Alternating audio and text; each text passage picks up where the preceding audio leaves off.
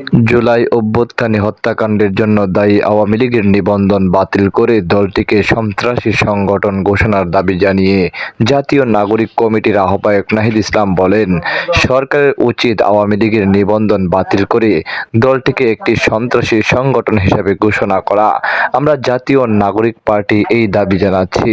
সোমবার নারায়ণগঞ্জে জাতীয় নাগরিক পার্টির ইফতার মাহফিলে ভার্চুয়ালি যুক্ত হয়ে তিনি একথা বলেন। তিনি আরও বলেন, আমরা সুনির্দিষ্ট ৩টি এজেন্ডা নিয়ে কাজ করছি।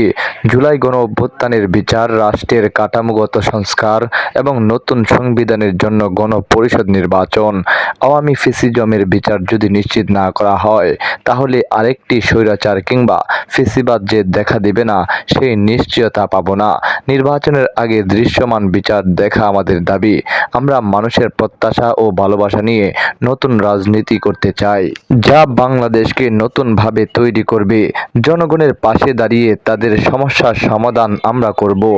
আইনশৃঙ্খলা বাহিনীর যতটুকু সহযোগিতা প্রয়োজন ততটুকু আমরা করব।